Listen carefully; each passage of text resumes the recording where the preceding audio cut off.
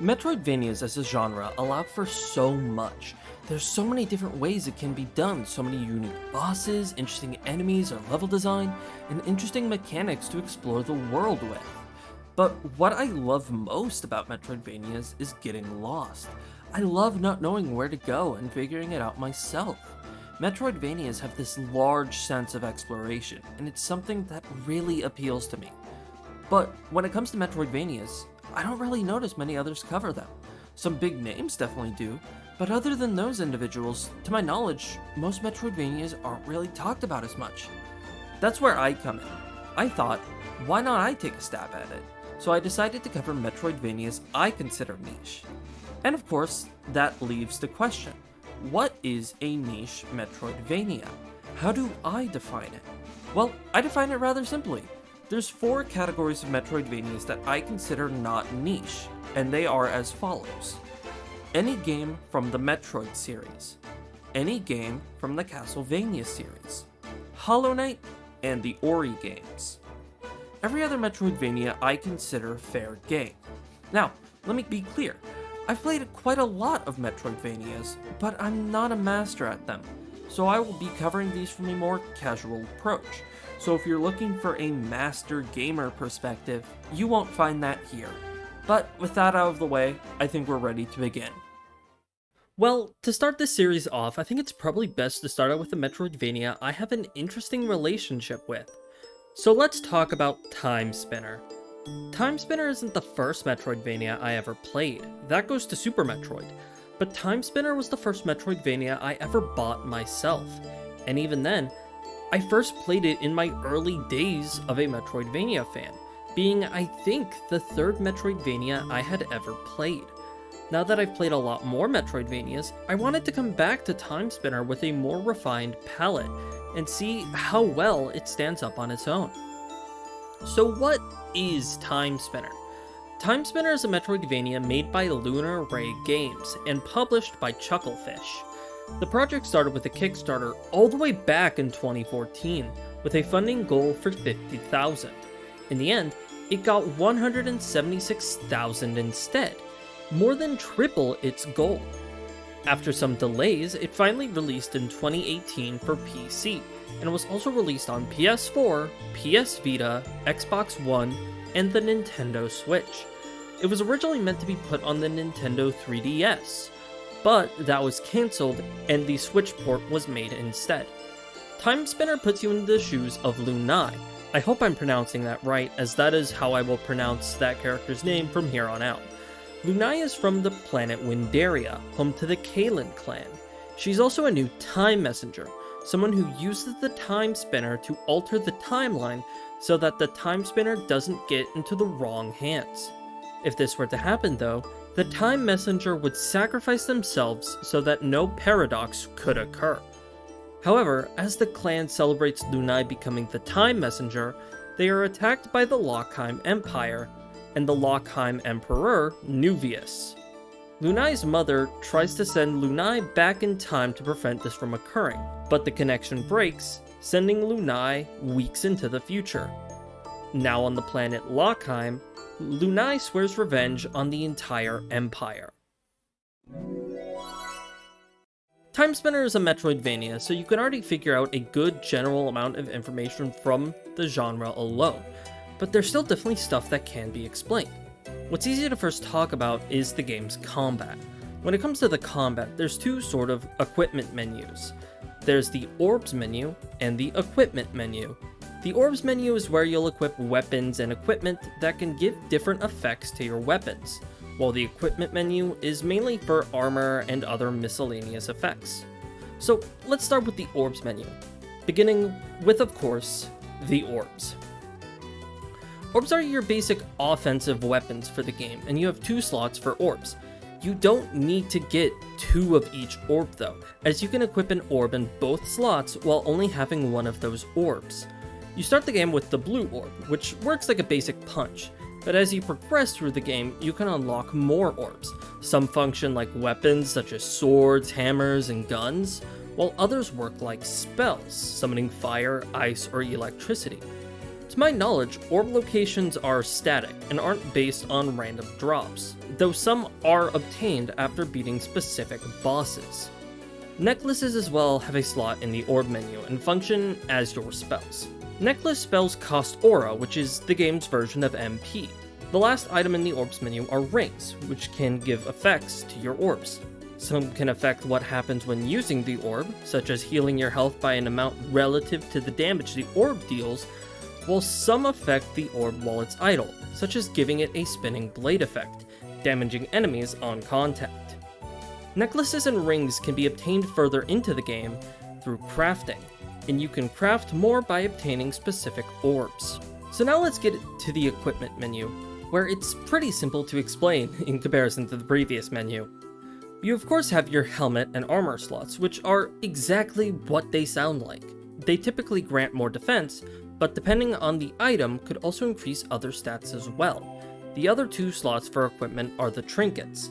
Trinkets also function like the other two slots, but you could also have trinkets with useful utility effects, such as being immune to specific status effects. I think definitely next to cover is familiars.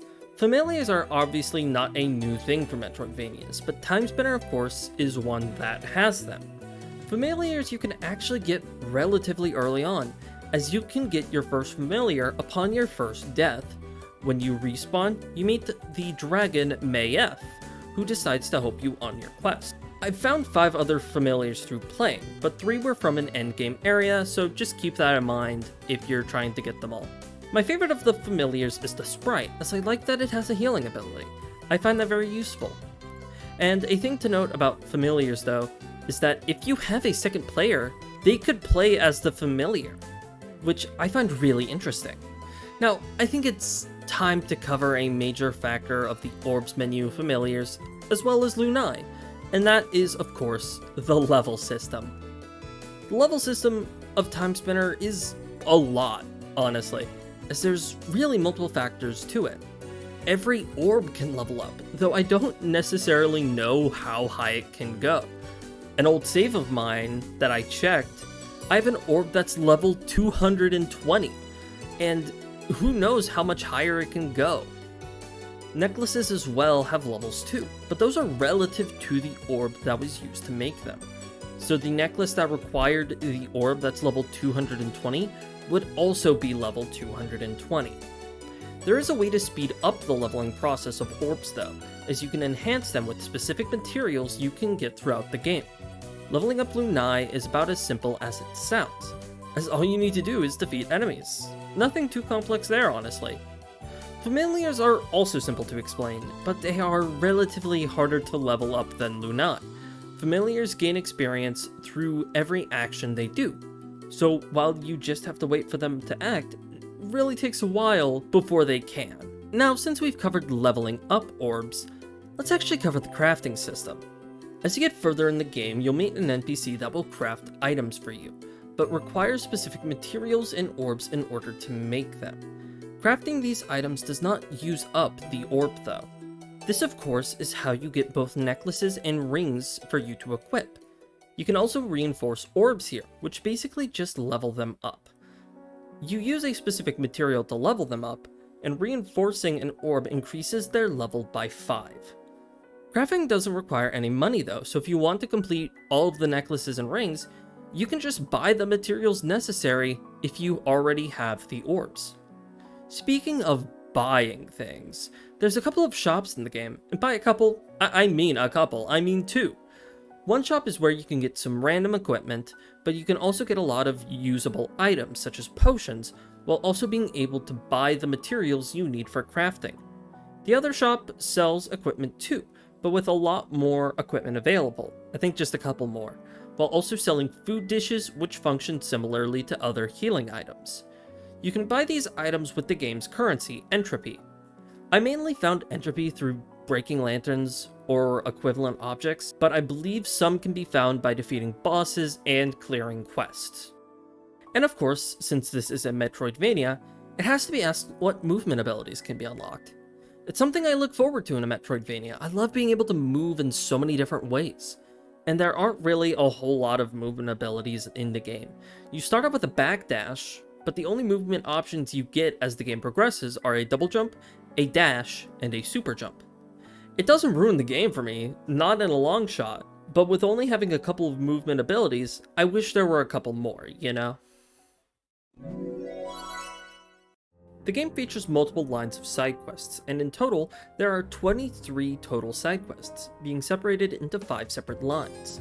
Side quests overall aren't too difficult to do, but some can definitely be tedious, I will say. That's because most side quests are split into one of 3 categories, and the categories are as follows: find lore entry, find item, and defeat an amount of enemies. For ones that require more than one of an item or enemy defeated, you will be notified once you obtain enough, which is a nice convenience. Only 2 side quests really deviate from this pattern, but they come far later down the line, as they're some of the last that you do. It is at least a bit worthwhile to do these side quests though, as you get some rather decent rewards, while also learning about the characters of the world and what they're going through. Some side quests you can actually finish before they're assigned to you, as if you have enough of an item, or you already have the item, you can just turn it in right after the side quest gets assigned. This led me to get stuck at one point though, as there is one side quest where you have to get it assigned before you can actually get the item. As if you interact with where the item is before you get the quest, Lunai doesn't really look at it, she kind of ignores it, but she only really pays attention to it after you take the quest. Though that led me to get stuck for a while, I eventually figured it out, so it wasn't too annoying, I suppose. Personally, I think the side quests are a bit lacking in Timespinner. Most feel just like a fetch quest, and though fetch quests aren't inherently bad, 17 out of the 23 quests could fit under fetch quests, which I think isn't all that well. 4 of the quests too are defeat enemy quests, and I think it does make sense for the character that gives them, so it isn't as bad as the previously mentioned 17 fetch quests. That leaves 2 quests that are actually unique. One quest is of course an escort mission, but the fact that it only happens once is nice. The last quest makes you go fight a boss, which is really cool. I kinda wish there were more bosses related to the side quests, as I find bosses in Metroidvanias really cool. Overall to me, the side quests don't really feel unique, and a lot really blend into each other. Though they're easy to complete, they still feel tedious, as some require you to have luck with enemy drops, which isn't always possible. As previously mentioned, I think it'd be cool if some side quests gave unique boss fights. Some other possible ideas could be challenges, such as doing a platforming challenge as a side quest, or maybe beating a specific amount of enemies in an amount of time. It could allow for more unique side quests, thus not making everything feel the same, if that makes sense. And this last little part is definitely a nitpick, and not a proper criticism, but I wish more NPCs had side quests, because some NPCs could definitely use it. The librarian. Timespinner, of course, has major mechanics to it. There's 2 major mechanics that influence how you play the game that I want to talk about. The first mechanic I want to primarily talk about is the time stop. Time stop is the big, major mechanic of Timespinner, and it does exactly what it sounds like. It stops time. It is interesting that 2 separate Metroidvanias that I can think of have a time stop mechanic. While time is stopped, enemies cannot move and cannot hurt you, but at the same time, you can't hurt them either. You can't stop time forever though, as the longer you spend in stop time, the more sand is used up. Once you run out of sand, time resumes. Stopping time has some noticeable uses, mainly for dealing with puzzles, and being able to dodge enemy attacks if you're unable to otherwise. Most of the puzzles using time stop are platforming based, stopping time to use enemies or projectiles as platforms to get higher up. Early on, there was a puzzle using time stop to get across a falling platform. A couple bosses use the time stop mechanic in useful ways too. One constantly moves towards you, and you have to use time stop to jump over it to avoid it hitting you. Another boss rushes towards you, and you have to use Time Stop to jump over it so that you avoid getting hit. Time Stop is a pretty cool ability, and I really like how the game does it, but I feel like the game never fully utilizes it. Aside from those puzzles and bosses, there's not a whole lot of other times the Time Stop really becomes useful. For most of the game, I never really needed it, so it never felt all that useful. But when I did need it, I felt really clever when I solved the puzzle that required it. And overall, I wish there were more of those moments in the game. Some later abilities as well make Time Stop irrelevant, and most later bosses I never felt like it was necessary either. And though when it comes to the puzzles, it makes sense that the movement abilities nullify the need for the Time Stop. But I still wish there were more puzzles that did require it. Maybe there could be a gate that would close before you reach it, so you need the Time Stop in order to get past it. So while Time Stop is a fun ability and I love when I can use it, I wish it felt more like a mandatory ability, as it never really felt fully utilized in the game. I think a game that does this sort of idea of a unique mechanic that the game makes you use well is Deedlit in Wonder Labyrinth and its 2-element system. I want to compare Timespinner's Time Stop to this because I think Deedlit in Wonder Labyrinth's 2-element system does what I think Timespinner doesn't. The 2-element system allows you to switch between a fire elemental and a wind elemental, and which one you choose changes specific things. Some enemies are only weak to specific elements, and there's barriers around the map that you can only pass if you have a specific element equipped. Having the air elemental equipped as well allows you to float in the air, while the fire elemental makes you immune to lava. As well, bosses incorporate these systems in their fights too. Another important part of the 2-element system is that it has levels with a maximum up to 3, and once you are at level 3 with that element, you start healing your health. Gaining levels for these elements require you to only really hit enemies, as just hitting an enemy gives experience. But an important thing to note is that depending on the element you have, hitting an enemy gives you the opposite experience. So if you have the fire elemental equipped, you'll gain wind elemental experience, and vice versa. Getting hit drops the level of the elemental you have currently equipped, so you constantly have to think about how this system works, and you actively benefit from using it. So because of that, I think you could see how the system in Deedlit in Wonder Labyrinth makes its mechanics mandatory, and how I don't really feel like Timespinner uses its Time Stop as well. The other major mechanic Timespinner has is time travel. Time travel as well is exactly what it sounds like, as you can travel between the present and the past. This functions like the Upside Down Castle from Symphony of the Night, but with some unique effects. The past Lockheim has nearly the exact same layout as future Lockheim, though some paths are blocked while others aren't, leading you to need to travel in different ways to get to specific areas. The major idea of going back to the past is that what happens in the past affects the present. Beating a boss or burning some grass in the past could unlock paths in the present, and of course some abilities you unlock in the past or present could allow you to travel to new paths you couldn't go to before in the opposite point of time. Now, this idea sounds good on paper, and when the game does it, I think it does it really well. But much like the Time Stop ability, I think Timespinner just doesn't fully utilize it, as I can only remember maybe 3 separate instances of this happening in the game. I really like this idea of doing something in the past to change the present, but with how little the game does it, I kind of forget that it even happens. I think a way to make more possibilities for the system is maybe having a third point in time, maybe somewhere between the past and the present, or maybe something in the future. That way, potentially, there could be more variety to ways you can alter the timeline. Maybe there could be a line of changes that need you to change something in the past, then something in the middle point, so that eventually something in the present changes.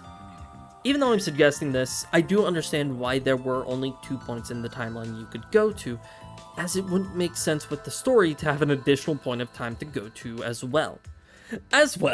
Because of this, about half of the enemies in the game are almost reskins of others. I say almost, of course, because they function differently. Some enemies have different attacks, while others can inflict different status effects. And even then, for most of the enemies, it makes sense why they look like reskins, as the enemies of the past are the past versions of those enemies. The Empire soldiers have grown advanced, gaining stronger technology, and the fauna of the past have evolved over 1,000 years, either becoming stronger or weaker depending on the creature. So to me, I'm not necessarily bothered by the enemies being visually reskins, because there's more to enemies than just what they look like in this game. Even then, I've never really been bothered by reskin enemies. I've always found it charming, but I understand why others could be bothered by this, so I thought it relevant to at least point this out. Now, I need to be clear. Though I am criticizing the game here, especially when it comes to the main mechanics of the game, I'm not trying to say the game is bad by any means. This game is still really fun to play, and even if the main mechanics aren't really properly utilized. There's more to the game than these two mechanics, and to claim that the game is ruined because the mechanics aren't as good as they could be would be completely wrong. I just think it's important to point out how that the main mechanics of the game could be done better, but that the game isn't bad because of it. Anyway, I think we've probably covered these two mechanics long enough, and we could probably move on to something else. Now that we've covered practically all of the gameplay that I wanted to talk about, I think now we could probably take the time to talk about the characters of the game. The game doesn't boast a large cast, having overall probably 7 major characters, but for the most part, the characters have quite the amount of depth, I think, so it feels fair to cover them. Starting off, we definitely need to begin by covering Lunai. She's the character we play as, so she's the most important of the cast. Lunai, as I mentioned back at the start, is a time messenger, someone who goes back in time to protect the Timespinner before it could get in the wrong hands, sacrificing themselves in the process. Lunai is quite the hot-headed character, easily resorting to anger and violence. I mean, her whole mission is to destroy an empire because they killed her clan. But even though for her this is a quest of vengeance, I don't think Lunai is selfish by any means. Lunai is shown to be helpful and kind to those that need help, putting her wants aside to help others. As well, she's able to recognize when things are more important than her wants, and has the capability to act when that occurs, choosing what she believes is right regardless of her wants. Even then, since she's the time messenger, she also knows when she has to sacrifice things for the greater good. So because of that, I believe Lunai is far from selfish, and honestly, I think she's rather selfless. Also, just an additional note, it is shown through the game as well that Lunai does enjoy a good battle. Next is the primary antagonist of the game, Emperor Nuvius. Nuvius is of course the Emperor of the Lockheim Empire, and fits the sort of Dracula archetype for the game, being the boss at the top of the castle.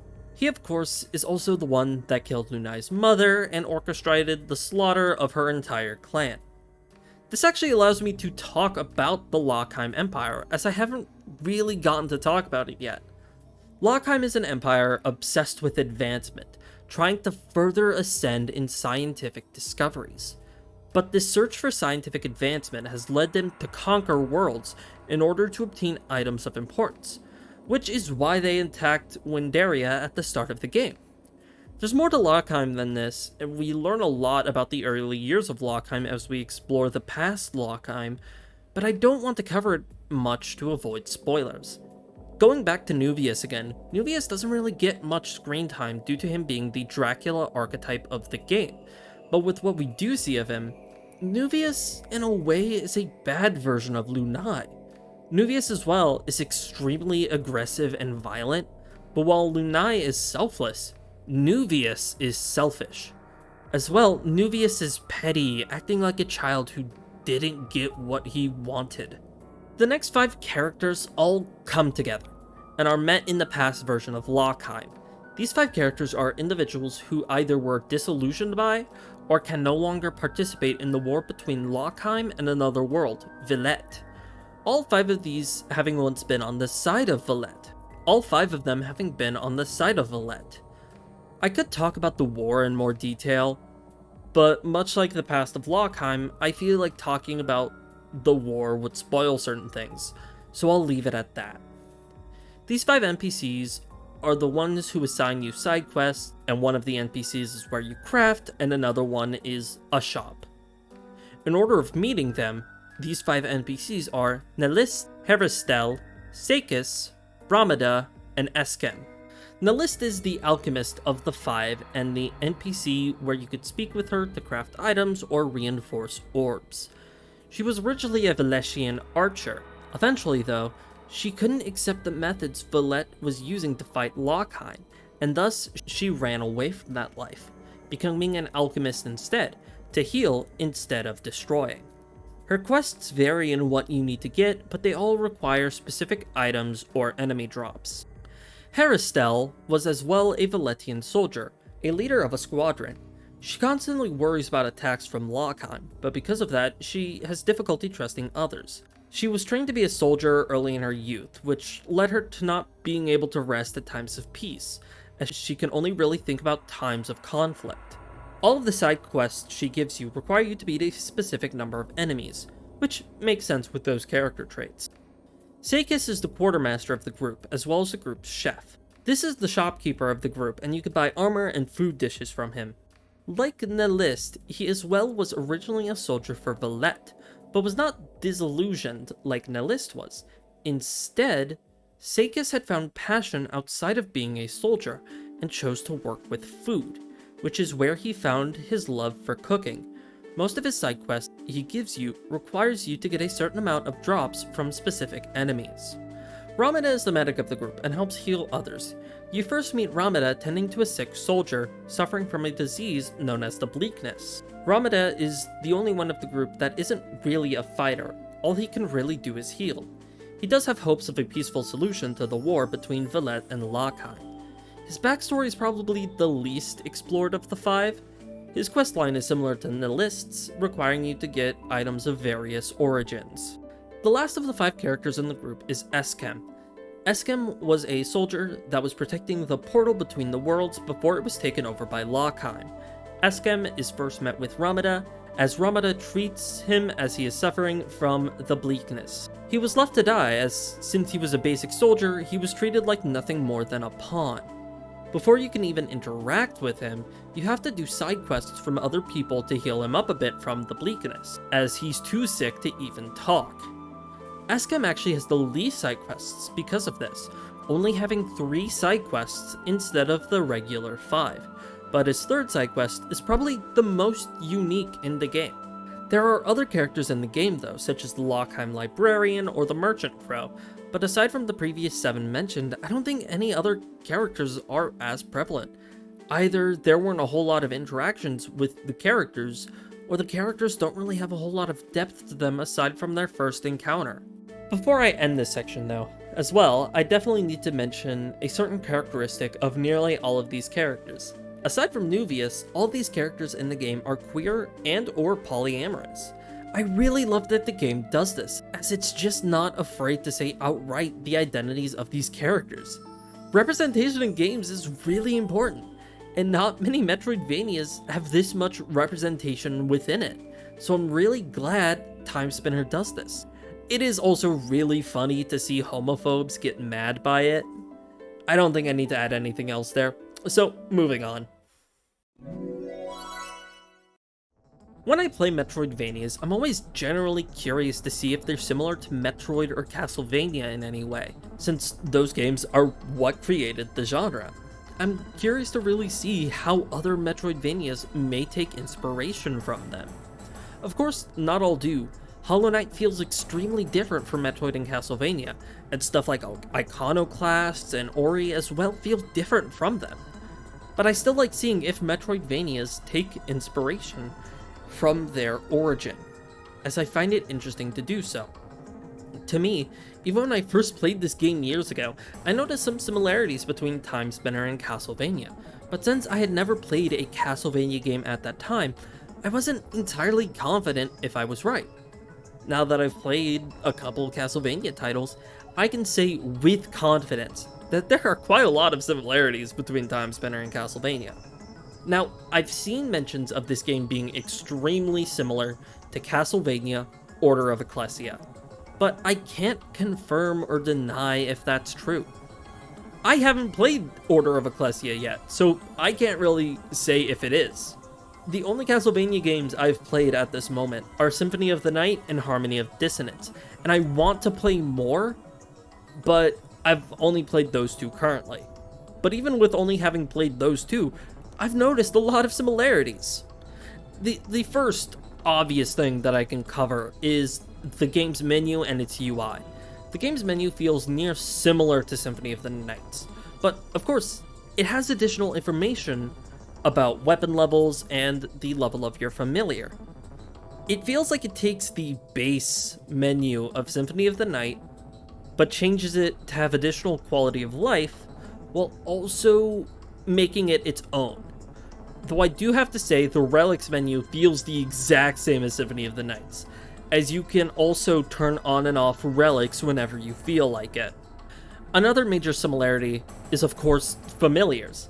They function the exact same they do in Symphony of the Night, even with how they level up. As well, the sprite familiar in Timespinner functions the exact same way as the fairy familiar of Symphony of the Night, being able to do a weak attack while also healing you if you have low HP.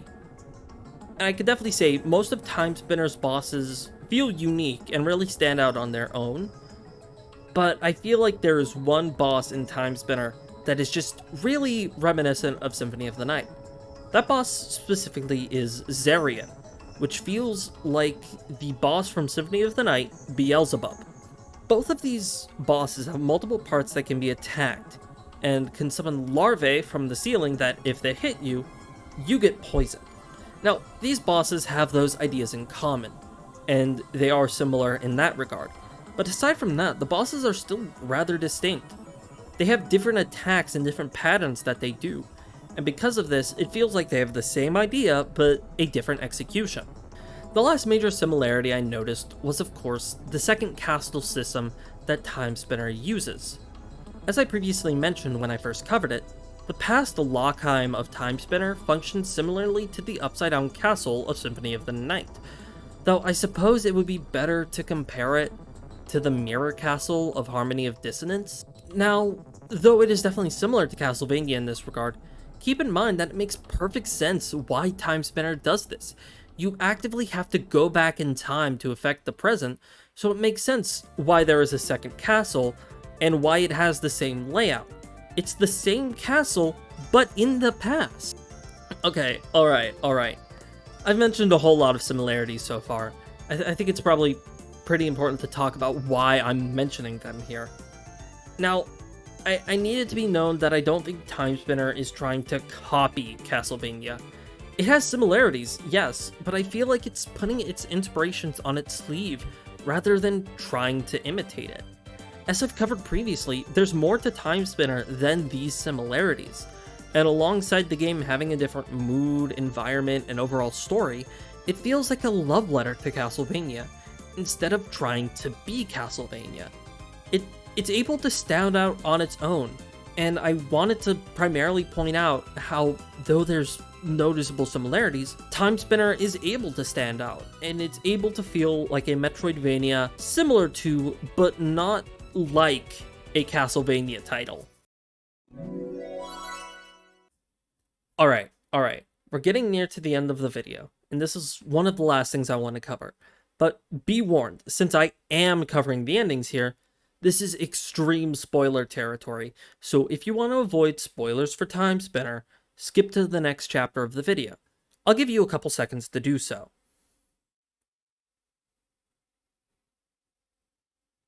Alright, are we good?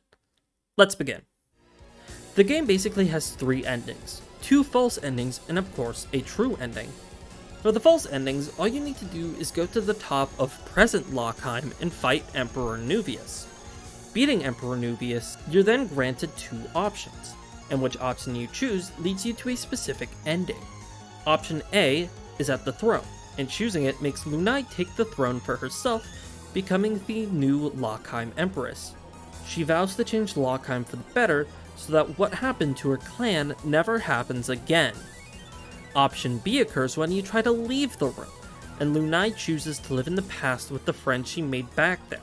She vows to help the Lockheim Empire of the past so that they can be a peaceful empire, so that what happens in the present doesn't occur. The true ending requires some additional work, but it isn't too difficult to get to. All you need to do is basically just explore around the map and find the 3 missing gears of the Timespinner. Obtaining them, you're able to use the Timespinner properly and travel back in time to stop a specific threat. You can either choose to defeat the Emperor of the Lockheim Empire of the past, or you could defeat Emperor Nuvius before he rose to power. But you can only fight one though. I always choose to fight the past Lockheim Emperor, as to me it feels like Lunai has chosen to see past her hunt for vengeance in order to improve the lives of others. Regardless of which one you beat, once the battle ends, you basically cause a paradox, and because of that, the timeline gets destroyed. You're brought into the realm of dreams through Mayef in order to fight the Sandman, the protector of reality and, supposedly, a god. After exploring the final area of the game, you can fight the Sandman yourself in a 3-phase boss fight. The first 2 phases use stronger variants of attacks from other bosses, but when you get to the 3rd phase, you see the true monstrous form of the Sandman, known as Nightmare, and defeating this phase takes him out for good. The 3rd phase is arguably really easy, and probably the easiest of the 3 phases. That's because you could just avoid nearly all of his attacks by jumping to the left, as falling to the bottom of the pit puts you back at the top of the screen. Once defeating the Sandman, Lunai takes his place as the new guardian to protect time and the fabric of reality. She now has a new title too, being known as the Eternal Mother. She brings the universe back into being, but as a sacrifice, she never was allowed to exist in reality. We see the characters we've met throughout the game, living the lives that Lunai was able to grant them, and the peace that her sacrifice brought. We also see her mother and clan alive again, so Lunai's goals were all obtained in the end. One thing to note with these endings is that if you do the false ending as well as the true ending, you can get costumes for each. As well, the Eternal Mother had actually been mentioned in the game before getting to the true ending, so the true ending was foreshadowed since very early on. When I first played this game, I wasn't really satisfied with the true ending, as I thought that it wasn't the best possible outcome, but when I replayed the game, it made a lot more sense to me.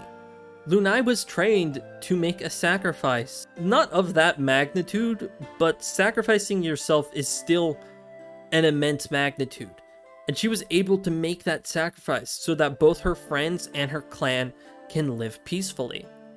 I don't think I would be able to make that same choice, but I recognize that I am not Lunai, and this isn't my story. This is Lunai's story. But anyway, that's all for the endings of the game. So, what are my thoughts on the game then? I've given a lot of positives as well as a good amount of criticisms, so I think I definitely need to express my clear thoughts on the game. I think the game is definitely flawed, but it's really fun. I had a lot more fun with this game than I thought I would have, especially since unlike the first time I played this game, I've played a lot more Metroidvanias now. The gameplay feels really smooth, and the platforming is actually really fun. I'm a sucker for Metroidvanias that have that edge cling mechanic, as it's something in these games that I find super convenient. The bosses aren't too difficult either, but they're really fun to face off against. And when the bosses have some challenge to them, it's a nice amount of challenge to not really get me upset. There's so much general polish this game has that I really appreciate.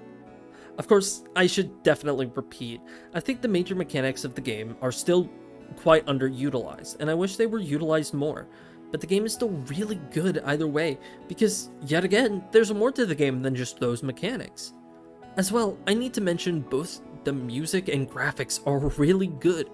The sprite work of the game is immaculate, and the music is reminiscent of PS1 style soundtracks, which is why I think the game feels like a love letter to Castlevania games. If I have to rate this game at all, I'd probably give it maybe a 7.5 to an 8 out of 10, as it's a fun and solid Metroidvania, but its main mechanics aren't utilized properly, which is what brings it down for me. I don't know if Timespinner would be a good introduction to Metroidvanias as a genre, but I can definitely recommend it if someone is looking for a new Metroidvania to play. The game may not be perfect, I will say that, but it was still a fun game to replay, and I enjoyed it the whole way through, which I wasn't really expecting. So, how was this? I want to do more scripted stuff, and I thought exploring a game and genre I'm passionate about would be really fun to sort of get into that. I want to do more stuff like this in the future, and I'm hoping this video can sort of kickstart that. If you have some criticisms, please let me know, because like I'm still trying to figure this all out, you know? What Metroidvania should I cover? What game should I talk about in general? Maybe something other than Metroidvanias? I have ideas there too, but I just need to know. How can I improve my work? You know, that sort of stuff. I'm really glad I was able to work on this project, and I definitely want to work on more. But I just don't know what all I should work on past the ideas I already have. If you can definitely give me some ideas, I'd greatly appreciate it. But with that out of the way, I guess we're at the end of the video. So have a good one, and bye-bye.